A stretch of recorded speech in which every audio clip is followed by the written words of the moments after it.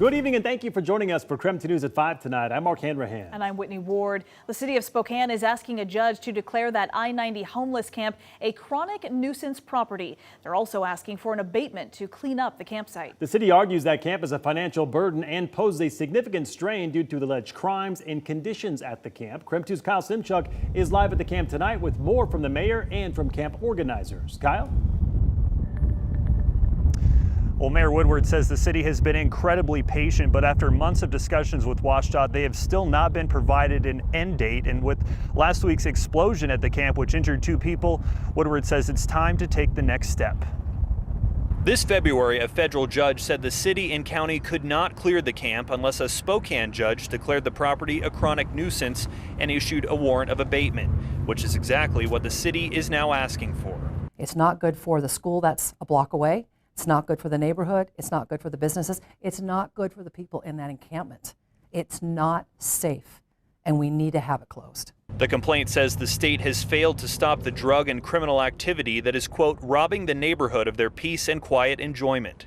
Well, I don't see the benefit in any way to removing them at this moment. They're on the path to getting other options. They are all participating, and inside this fence they are structured monitors. There's rules and services offered. When they go into the community, that's a lot harder to provide. In a statement, the Washington Department of Transportation said it's continuing to reduce and ultimately close the camp, and that forcing people out now would simply continue the cycle of shuffling homeless people from one location to the next without addressing its root causes.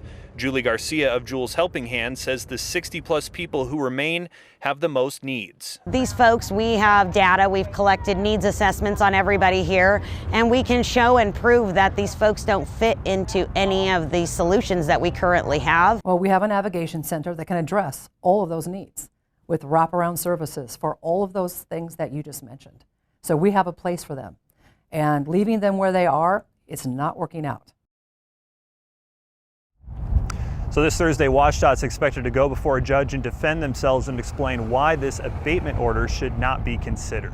Reporting in Spokane, Kyle Simchuk, KREM 2 News. Kyle, thank you very much. And in the meantime, Spokane City Council members have introduced an ordinance that would make drug use in public spaces illegal. If it is approved, the Safe Open Spaces Act would make use of a controlled substance in a public space without a prescription a gross misdemeanor. The ordinance was introduced by Spokane's mayor and council members Jonathan Bingle and Michael Cathcart, and it could be voted on next month. According to the City of Spokane statement, fentanyl and other synthetic opioids have contributed significantly to the overall drug use in Spokane and nationwide. Also happening right now, the Coeur d'Alene City Council is holding another public meeting for that proposed Coeur project. For weeks now, the city, developers, and the community have gone back and forth over the housing project. And tonight, Coeur is back on the agenda, and we are expecting council to make a decision on that 442-acre annexation. KREM 2's Janelle Finch joining us live now as that meeting gets underway. Janelle? Mark and Whitney, through these doors behind me, Coeur d'Alene City Council and members of the community are meeting to discuss the future of Coeur. Tonight, project leads are hoping the council will approve a land annexation to the housing development. Coeur has been highly contested at previous city council meetings. Council and community members have sat through hours of public testimony related to the project. To developers, Coeur is an investment to create new schools, 900 new jobs, and $4.4 million in tax revenue. But to some living near the proposed site, Coeur is a headache, burden, and traffic nightmare waiting to happen. Since council met last month, developers have been editing the project to meet community concerns. One of those edits have included limiting the number of homes built per acre. Coeur is currently sitting as the final agenda item for tonight, and if any of the 6-hour previous city council meetings have told us anything about what's going to happen tonight, is that we may be in for another long night. But stay with us here on KREM 2 News as we'll continue to cover this meeting in all of our shows this evening. Live in Coeur d'Alene, Janelle Finch, KREM 2 News. All right, Janelle, thank you very much. All right, taking a quick break from the headlines to talk weather. The beautiful spring-like weather continued into today, where we enjoyed sunshine and some clear skies. Sure was nice. I opened the car windows today even. Oh, there you I go. know. So let's send it over to Cody Proctor now, tracking even warmer temperatures for tomorrow.